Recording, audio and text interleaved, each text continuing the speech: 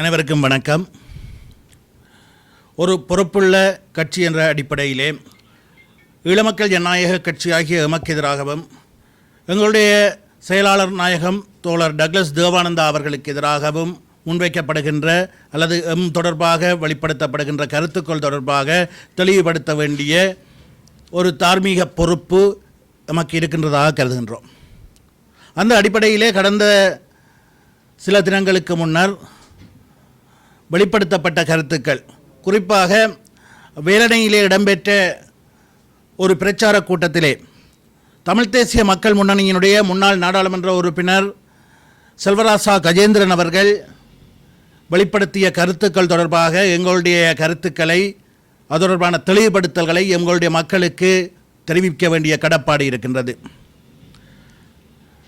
இவர்கள் உண்மையிலேயே மக்கள் நலன் சார்ந்த அரசியலை செய்ய விரும்புகின்றார்களாக இருந்தால், மக்களுடைய பிரச்சனைகளை தீர்வு காணும் வகையில் அவர்களுடைய எதிர்காலத்தை வளப்படுத்தும் வகையிலான ஒரு அறம் சார்ந்த அரசியலை செய்ய விரும்புகின்றார்களாக இருந்தால், உள்ளூராட்சி மன்ற தேர்தல் நடைபெற இருக்கின்றது. அதற்கான பிரச்சார கூட்டங்கள் நடைபெற்று வருகின்றன.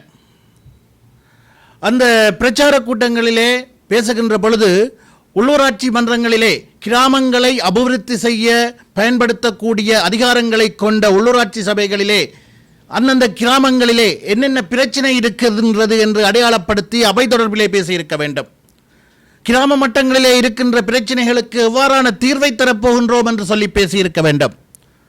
கடந்த காலங்களிலே அந்த பிரதேசங்களிலே என்ன செய்தோம் என்று சொல்லி பேசியிருக்க வேண்டும்.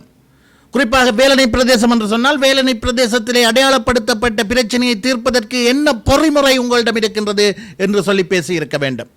இது தொடர்பாகவும் பேசவில்லை.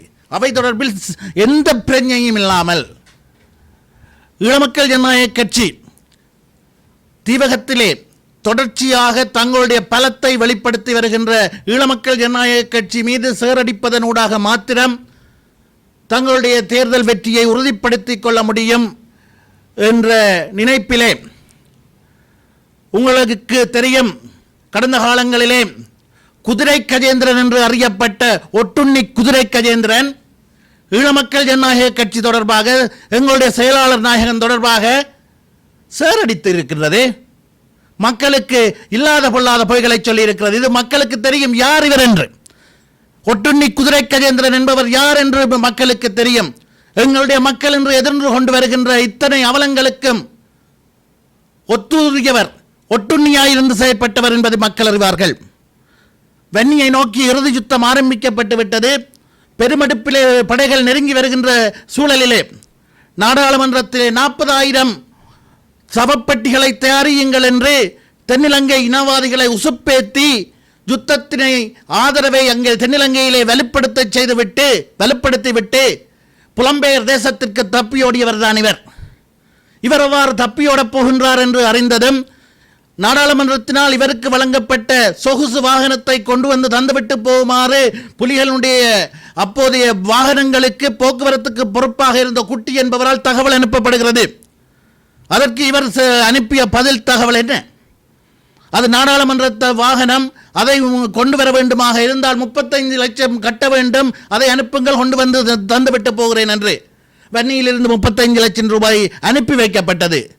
ஆனால் வாகனம் இங்கே வரவில்லை. அந்த 35 லட்சத்தையும் எடுத்துக்கொண்டு அந்த வாகனத்தையும் விற்று காசை பெற்றுக்கொண்டு ஐரோப்பிய நாடுகளிலே புகலிடங்கோடு தேடிச் சென்றவர் தான் இவர். சென்றது மாத்திரமல்ல, எங்களுடைய மக்கள் ஒன்றை புரிந்து கொள்ள வேண்டும். வன்னியிலே யுத்தம் சூடு பிடிக்கிறது. மக்கள் அவலங்களுக்குள் துவண்டு கொண்டிருக்கிறார்கள். ஆயிரக்கணக்கான மக்கள் இரண்டு தரப்புக்கும் இடையே இடிபாடுகளுக்குள், இரண்டு தரப்புகளுக்கும் இடையிலான யுத்தத்திலே சிக்குண்டு செத்து மடிந்து கொண்டிருக்கிறார்கள். போக வழியின்றி தவித்துக் கொண்டிருக்கிறார்கள். இவர் அங்கே சென்றவர் தேசிய தலைமையினால், தங்களுடைய தேசிய தலைமையினால் ஒரு பொறுப்பு ஒப்படைக்கப்பட்டிருக்கிறதாம் புலம்பெயர் நாடுகளிலே ஆற்றுவதற்கு என்று சொல்லி அங்கே சென்றவர் என்ன செய்தார்? இங்கே மக்கள் செத்துக் கொண்டிருக்கின்ற போது அங்கே திருமணம் முடித்து தேன்நிலவு கொண்டாடி கொண்டிருந்தார். இங்கே மக்கள் சாகிறார்கள், அங்கே தேன்நிலவு கொண்டாடி கொண்டிருந்ததுதான் இவர் தமிழ் தேசியத்திற்கும் மக்களுடைய விடுதலை போராட்டத்திற்கும் ஆற்றிய அதி உச்சபட்ச தியாகம். மக்கள் புரிந்து கொள்ள வேண்டும். அங்கே தேன்கிழி நிலவு கொண்டாடி கொண்டு விட்டு பிறகு என்ன செய்தார்?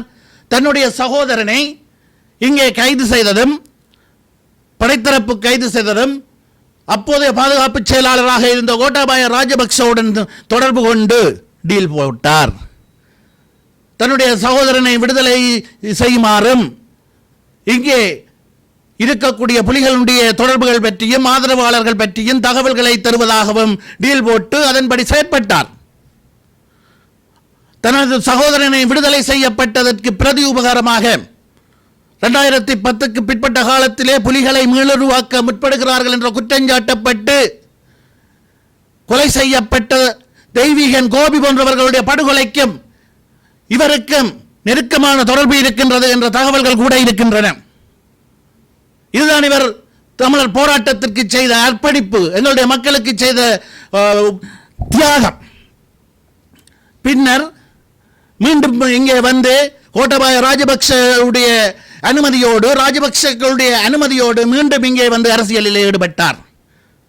2020ஆம் ஆண்டு கோட்டாபாய ராஜபக்ச ஜனாதிபதியாக வேண்டுமாக இருந்தால் வடக்கு கிழக்கில் இருக்கக்கூடிய தமிழ் மக்கள் வாக்களிப்பை புறக்கணிக்க வேண்டும் என்ற அவர்களுடைய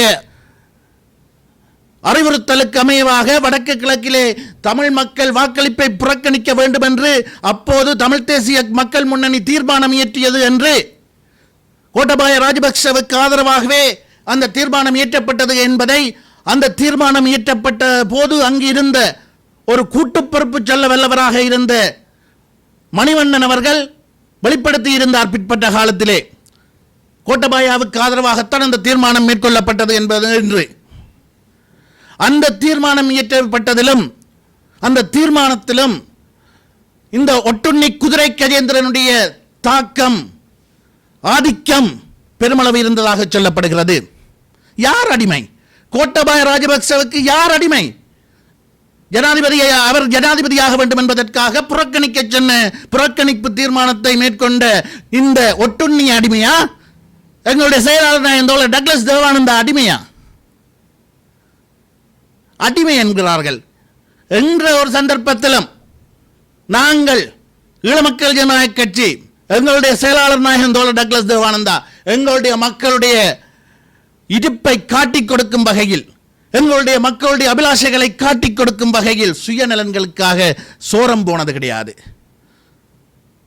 அதை செய்தவர்கள் எங்களை பார்த்து காட்டிக் கொடுக்கிறார்கள், எங்களை பார்த்து சேரடிக்கிறார்கள். டக்ளஸ் தேவானந்தா தீவகத்திலே எதுவும் செய்யவில்லையா? சரி, அவர் செய்தாரா செய்யவில்லையா என்பதை அங்கே இருக்கின்ற அபிவிருத்தி திட்டங்கள், தீவகத்திலே காணப்படுகின்ற வேலை திட்டங்கள், தாங்கி நிற்கின்ற பெயர் பலகைகள்,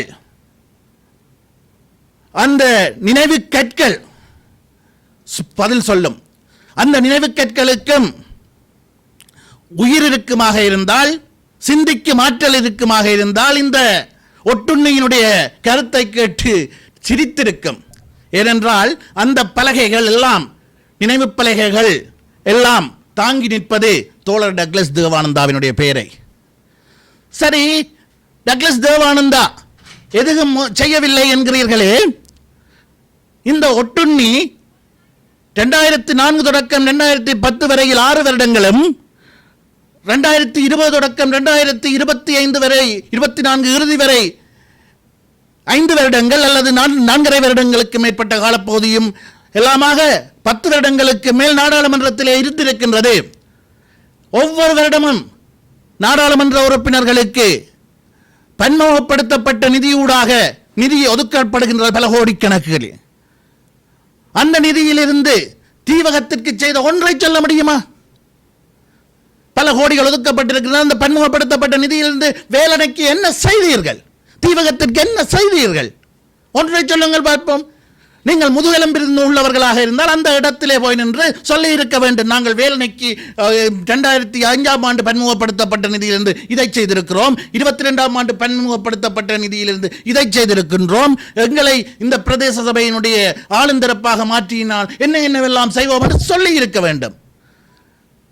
அதை விடுத்துவிட்டு ஏனையவர்கள் மீது சேரடித்து சேறுவாரி பூசி வாக்குகளை அள்ளுகின்ற, யாருக்காக வாக்கு கேட்கிறீர்கள்? மக்களுக்கு தெரியும்.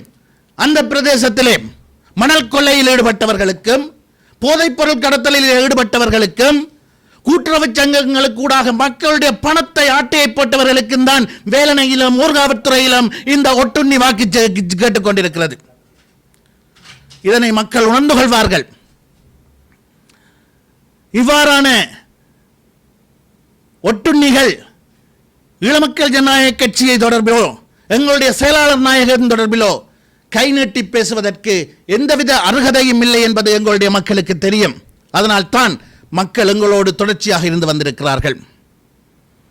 இது ஒருபுறம் இருக்க, ஒட்டுண்ணி குதிரை கஜேந்திரன் தற்போதைய அரசியல் சூழல், அரசியல் நிலவரங்களை புரிந்து கொள்ளாமல் சுயநலன்களுக்காக மணல் கடத்தல்காரர்களுக்கும் போதைப்பொருள் வியாபாரிகளுக்கும் கூட்டுறவு சங்கங்களின் பெயரால் பணத்தை ஆட்டையை போட்டவர்களுக்கும் மக்களின் பணத்தை ஆட்டையை போட்டவர்களுக்கும் வாக்கு சேகரித்துக் கொண்டிருக்கின்றது என்று சொன்னால், இன்னொரு பக்கத்திலே பனை அபிவிருத்தி சபை திக்கம் வடிகால் சாலை தனியார் நிறுவனத்திற்கு கொடுக்க முடியாது என்று தீர்மானம் இயற்றிவிட்டோம் என்று மக்களை ஏமாற்றுகின்றது. நான் கடந்த முறையே இங்கே நடத்தப்பட்ட ஊடக சந்திப்பிலே தெரிவித்திருக்கின்றேன். திக்கம்படி சாலையினுடைய பணிப்பாளர் சபையினால் மேற்கொள்ளப்படுகின்ற தீர்மானங்கள் இந்த ஒப்பந்தத்தை ரத்து செய்ய முடியாது. இந்த ஒப்பந்தம் என்பது கைத்தொழில் அமைச்சிற்கும் வெளிநாட்டு தனியார் நிறுவனத்திற்கும் இடையிலான ஒப்பந்தம். அதை இவர்களால் எதுவும் செய்ய முடியாது. உரிய பொறிமுறையூடாக டெண்டர் ஹோல் பண்ணப்பட்டு உரிய வழிமுறையாக மேற்கொள்ளப்பட்ட ஒப்பந்தத்தை பனை அபிவிருத்தி சபையினுடைய பணிப்பாளர் சபையினால் எதுவும் செய்ய முடியாது. அது தெரிந்தும் மக்களை ஏமாற்றும் வகையில் அந்த ஒப்பந்தத்தை கேன்சல் பண்ணிவிட்டோம், கடந்த அரசாங்கத்திலே போடப்பட்ட ஒப்பந்தத்தை கேன்சல் பண்ணிவிட்டோம் என்று இந்த தேர்தலில் காலத்திலே மக்களை மூளைச்சலவை செய்யும் வகையில் தவறான கருத்தை, தற்போதைய ஆட்சியாளர்களுக்கு கூசாவாக தூக்கும் வகையிலான தவறான கருத்தை தற்போதைய பனை அபிவிருத்தி சபையினர் செய்து கொண்டிருக்கின்றனர் என்பதை நாங்கள் வெளிப்படுத்தி இருந்தோம். அதற்கு பதிலளித்திருக்கின்ற பனை அபிவிருத்தி சபையினுடைய தலைவர் அவர்கள் சொல்கிறார், உருத்திராட்சம் போட்ட பூனைகள் நாங்களாம். பனை அபிவிருத்தி சபை தலைவருடைய வரலாற்றை அறிந்தவர்களுக்கு தெரியும் உருத்திராட்சம் போட்ட பூனை யார் என்று. யாரெல்லாம் ஆட்சிக்கு வருகிறார்களோ அவர்களுக்கு கூஜா தூக்குகின்ற அந்த பூனை எங்களை பார்த்து எங்களுடைய மக்களுடைய அவலங்களை தீர்ப்பதற்காக, எங்களுடைய மக்களுடைய பிரச்சனைகளை யதார்த்தமாக எதிர்கொண்டு நடைமுறை சாத்தியமான வழிவகையிலே பிரச்சனைகளை கையாளுகின்ற டக்ளஸ் தேவானந்தா தலைமையிலான ஈழமக்கள் ஜனநாயக கட்சியை பார்த்து ஒரு கொட்டை ஓட்ட பூனைகளாம். இப்படி எத்தனை பூனைகள், கரடிகள், புலிகள், நரிகள் எல்லாவற்றையும் கடந்தவர்கள் நாங்கள், கண்டவர்கள். எவற்றாலும் எங்களை மக்களிடமிருந்து பிரிக்க முடியவில்லை, முடியாது. இதனை மக்கள் புரிந்து கொள்வார்கள். நன்றி, வணக்கம்.